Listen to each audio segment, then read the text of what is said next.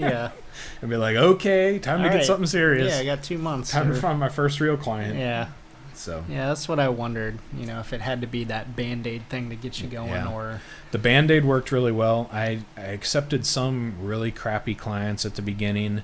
Yeah. But also knowing that I was dependent on it forced me to raise my prices, forced me to make some hard decisions that I probably wouldn't have made had it. Because people who work on the side are always going to be cheaper than people who live off of it. Full time, yeah. Yeah. And so that's why you can find some guy that will do anything for you for $40. Yeah. Because he's not actually doing that to live off right. of.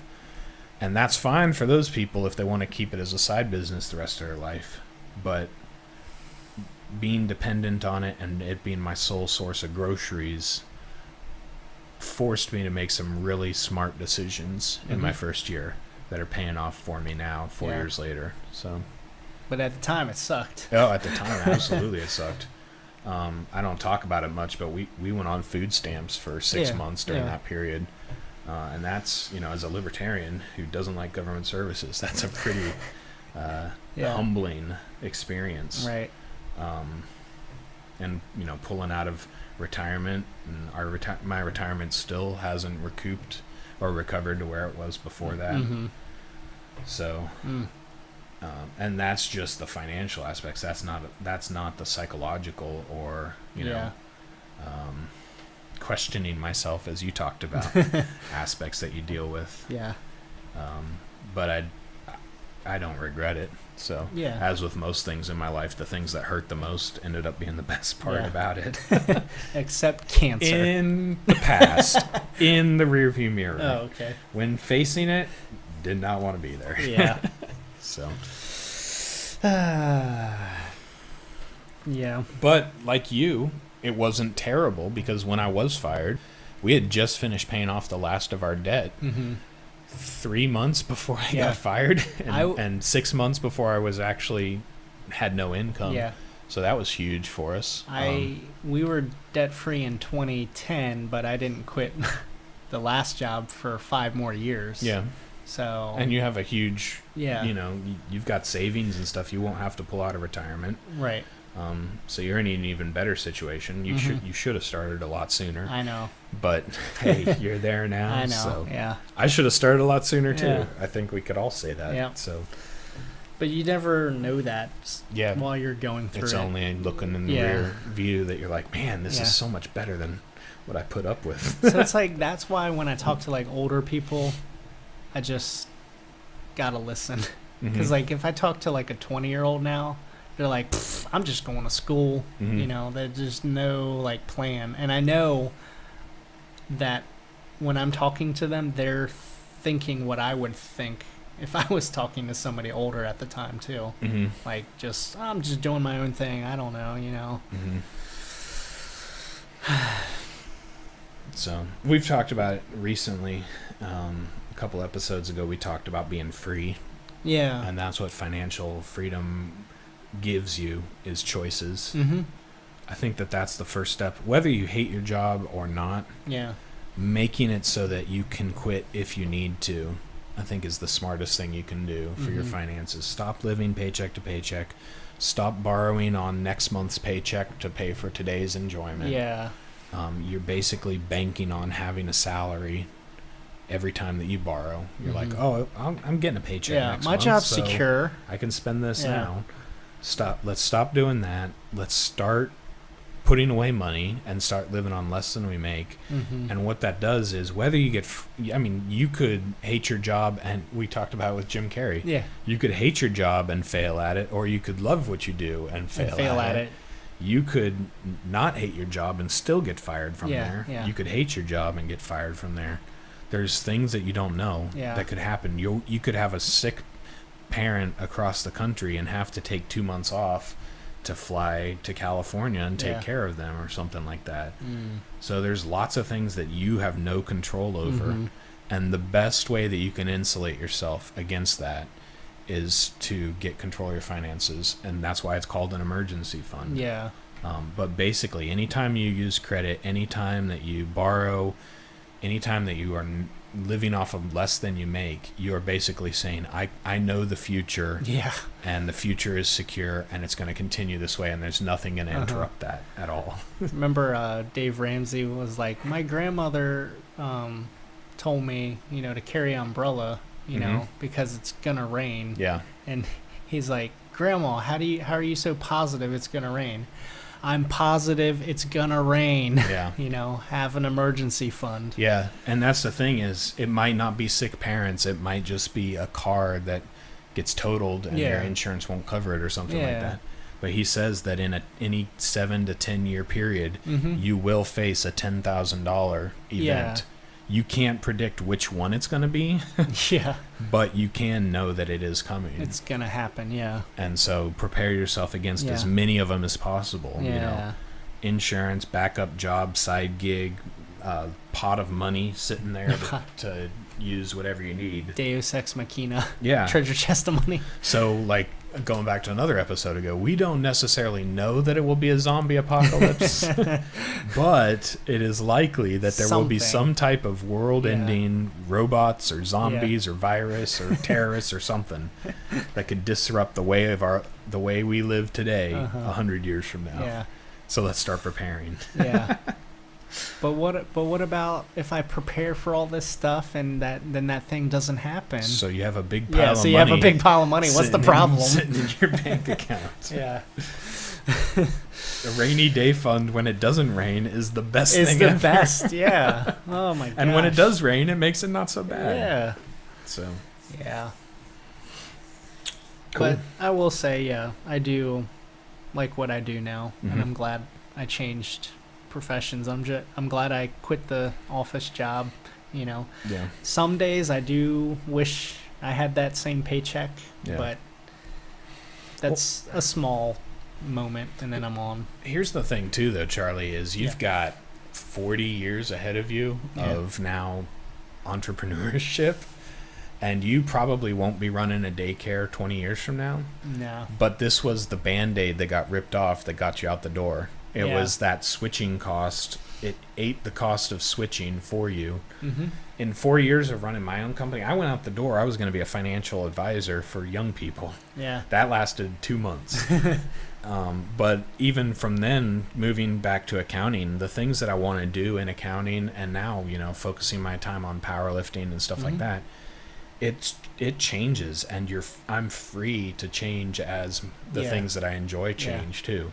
So you might find after 2 or 3 years of doing this that running a daycare is not what you want, but you've now built this successful videography business, and you're like, I'm gonna go, shoot video of podcasters or something like that, or whatever it might be, or write your book or something like that, and figure out something else that can pay you. You might have a side gig for your side gig kind of thing. A side gig, yeah. But figure out something else and be like, hey, if I can start getting $200 a month from this now, and then focus a little bit more on it and get it up to $1,000, a year from now, then we can drop the daycare, move into this, and I'll know that I'm comfortable doing that. And I think with each step of that, it builds confidence. Like, well, if I don't make money off this, I'll make money doing this thing. It just builds confidence. I'll get a job somewhere, I'll do something. And that's what I have now after 4 years of doing this, is confidence that I've started from nothing and I can do it again. I can do it again if I need to. Confidence that I'm worth a lot more than what any employer ever tried to pay me back when I was working for somebody else. So confidence that I can figure out something and make get people to pay me for it.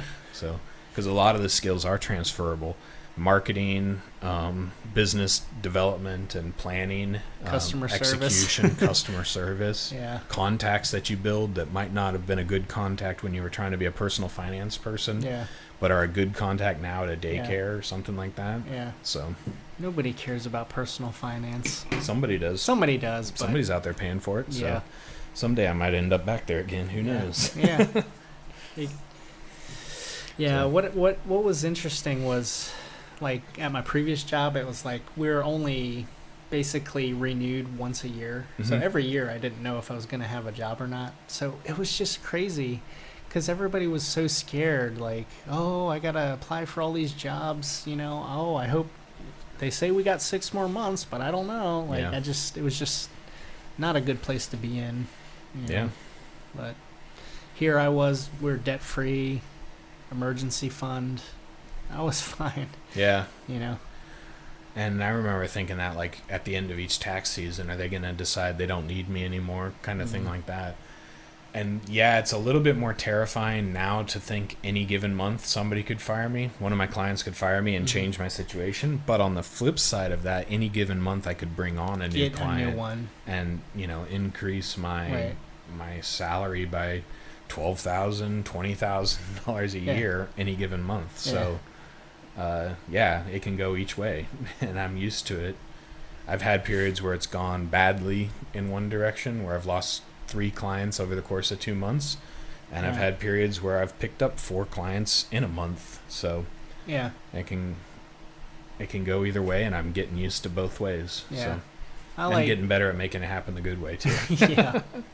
I just like feeling in control. Yeah. Like, I know there's things out of my control, but I like that I can be in control of things. Yeah. Just feels good. Autonomy. Yeah. Cool. Yeah. So if you hate your job, you want to get out of debt. Basically, you want to walk the Dave Ramsey baby steps. Yeah. That just helps. Find a transition job.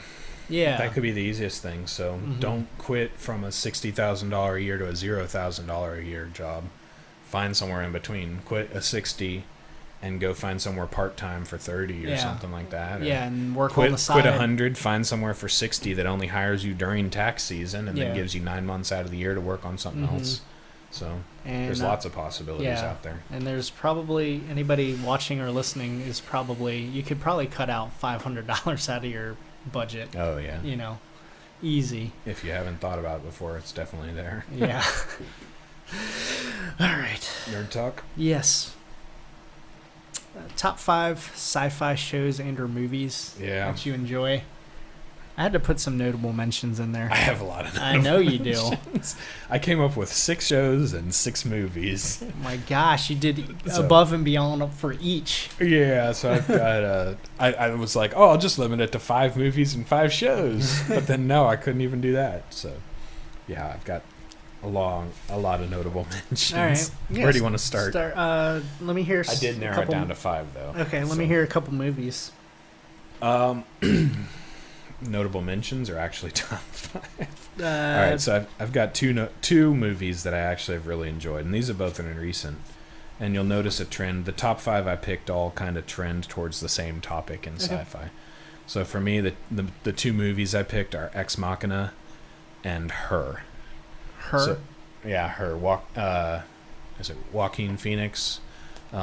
Scarlett Johansson is the voice of the AI of this computer. And Joaquin Phoenix ends up falling in love with his computer. Really? Yeah. It's really freaky. Good. No, it's really good. Freaky? No, it's not like a horror or anything like that. Okay.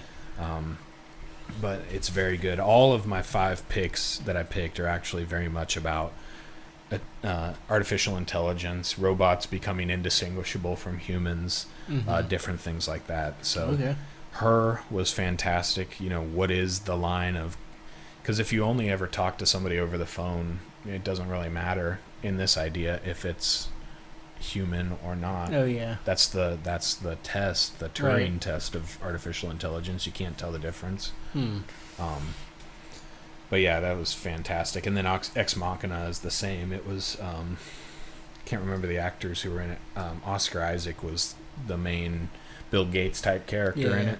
But he'd created this artificial intelligence and then brought somebody into his home to test it and run this Turing test, see if they could tell the difference or not. But both of them were really good. Excellent movies. Wow. I like them because different than a lot of my movies that I picked for notable mentions, I chose these because for me, artificial intelligence and robotics and that stuff is the closest that we're going to get to reality in sci-fi. So aliens and I've got Sharknado on here. That's never going to happen. That's a notable mention. That stuff is very much not, failed society, post-apocalyptic movies, all that kind of stuff, those are still more fantasy than reality. But anything dealing with artificial intelligence, that kind of stuff, I hold very, very possible. Yeah. And I like how movies explore that stuff. Awesome. So. I put down Total Recall. Okay. You ever see that one? Yep. Original one, I assume. Original, yes. It's just the idea of getting memories implanted in you, and then you have those memories. You're paying for new memories, and lifestyles and memories. And even at the end of that movie, I still am left wondering if it was real or not. You never know if what Arnold went through was part of the program or real. But yeah. Nice. Good movie. I also have down Stargate. Okay. I love that movie. The movie. Not the TV show? Not the show. I never watched the show. Okay. Yeah. I remember that movie. Kurt Russell, right? Kurt Russell. Okay. James Spader. Yeah. I don't think I saw that. I don't think I've seen that in 20 years. I think I saw it when I was a kid in the 90s, but I don't think I've seen it since. It had everything I loved. Kurt Russell, sci-fi, Egyptian. Oh, yeah. The whole idea of alien technology buried in the pyramids kind of thing. Sun god Ra. And,